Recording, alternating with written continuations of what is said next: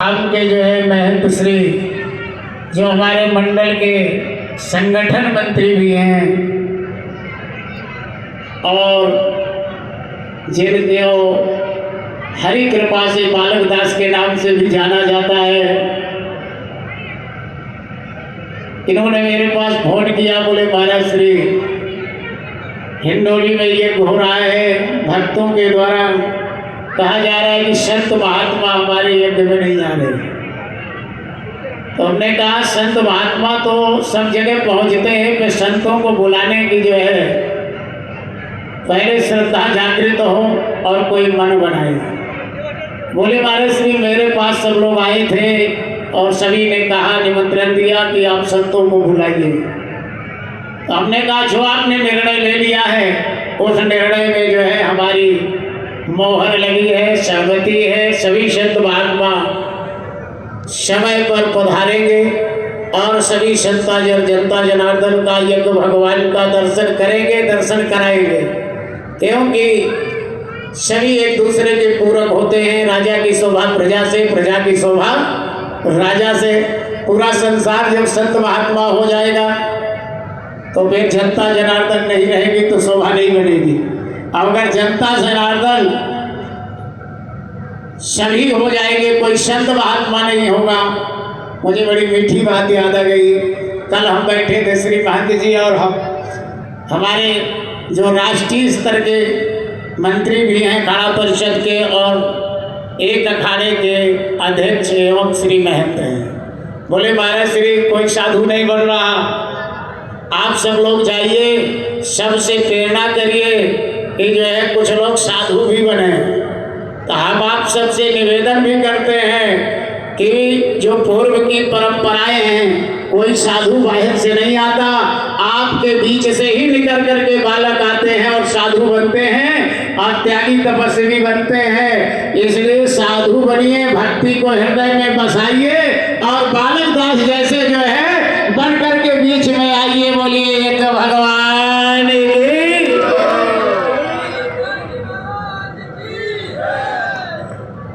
श्री राम। ओम श्री मनमहागणाधिपतये नमः। श्री रामचंद्राय नमः। श्री रामेश्वरनाथाय नमः। श्री महापुरुषाय नमः। वाञ्छाकल्पतरुभ्यश्च कृपा सिन्धुभ्येव च पतितानां पावनेभ्यो वैष्णवेभ्यो नमो नमः। बोले श्री गंगरावड़ जी महाराज की, बोले श्री संत भगवान की। परम पूज्य परम सम्मानीय, इस समाज को, देश को एक नई दिशा प्रदान करने वाले, और कहते हैं कि जब प्रकृति में वसंत आता है तो प्रकृति मुस्कुराती है। जब प्रकृति में, जब ऋतुओं में वसंत आती है तो प्रकृति मुस्कुराती है। और जब देश में, समाज में, स्थान में अगर संत पधारते हैं तो संस्कृति मुस्कुराती है।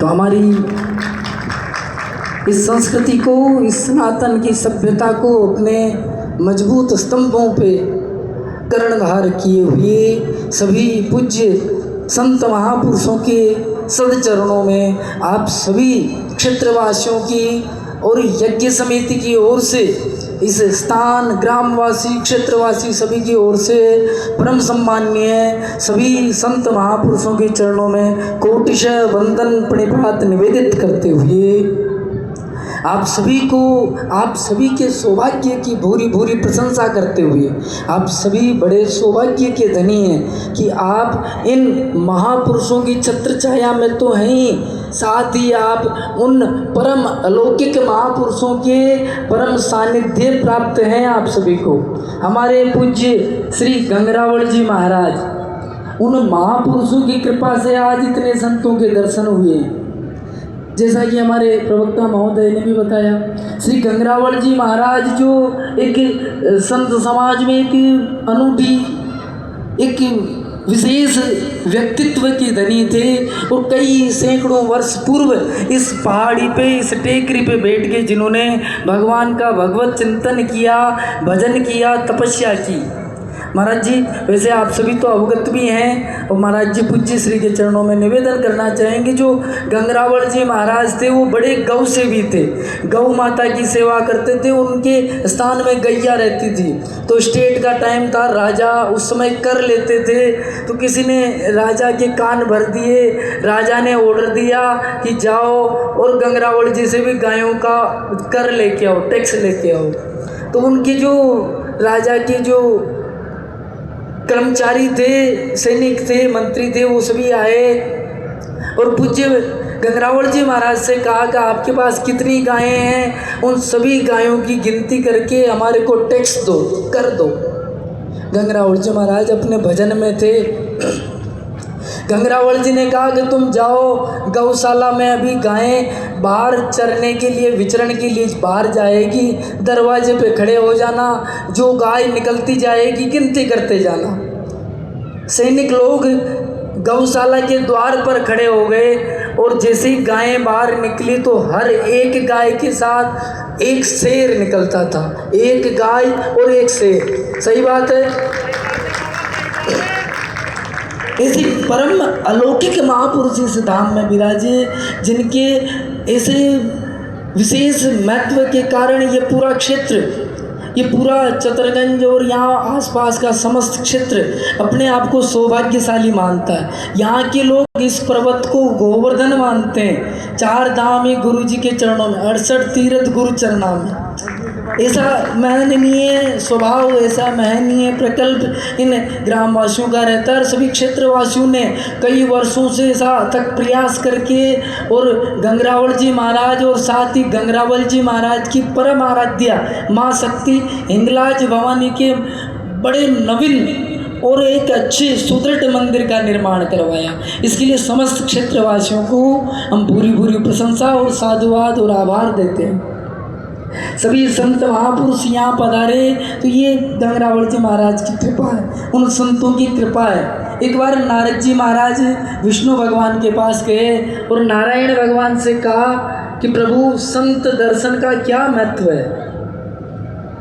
नारायण भगवान ने कहा ये प्रश्न तो जो छोटा सा है, इसका उत्तर तो एक गोबर का कीड़ा दे देगा। जाओ धरती पे चतरगंज गांव में एक गोबर पड़ा हुआ है, उसका जो कीड़ा है वो भी इस प्रश्न का उत्तर दे देगा। नारद जी मृत्युलोक में पधारे, चतरगंज में आए, गोबर के कीड़े से पूछा कि संत दर्श का, संतों के दर्शन का क्या महत्व है। जैसे ही नारद जी ने पूछा वो कीड़ा मर गया। नारद जी बड़े दुखी हुए कि मेरे आने से देखो कीड़ा मर गया।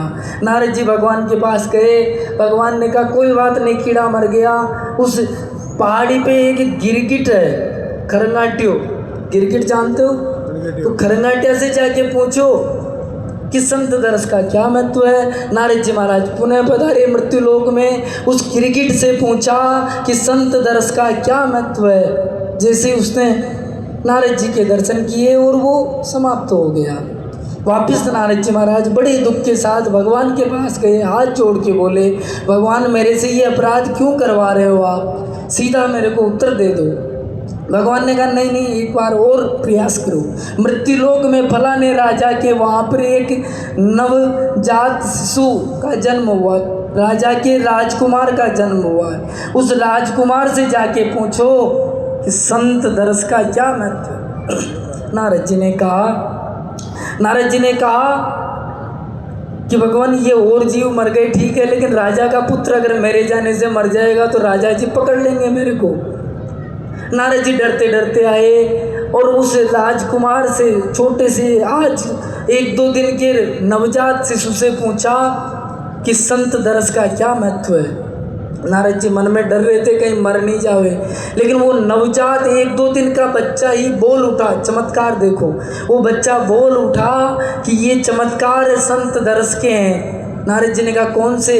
उस छोटे से पुत्र ने, नवजात शिशु ने कहा कि मैं पहले एक गोबर के कीड़े की योनि में था, और जैसे ही आपके दर्शन हुए वहाँ से मुझे मुक्ति मिल गई और मैं गिरगिट बन गया। फिर वहाँ पे आपके दर्शन हुए, फिर वहाँ से मुक्ति मिली और मेरे को मानव तन और राज परिवार में जन्म हुआ। ये सौभाग्य संत दर्शनों का है। ये सभी संतों की कृपा से आप सभी को जो एक विशेष दर्शनात्मक जो भाव प्रकट हो रहे हैं, इसके लिए आप सभी की भूरी भूरी प्रशंसा करते हैं। आप सभी सौभाग्यशाली हैं, और जो भी कार्यकर्ता इस कार्य में लगे हुए हैं उन सभी को भी बार बार आभार हैं। उन सभी को धन्यवाद, साधुवाद। पुनः सभी संत चरणों में दंडवत प्रणाम निवेदित करते हुए आप सभी को जय जय श्री सीताराम। बोलिए श्री गंगरावल जी महाराज की जय।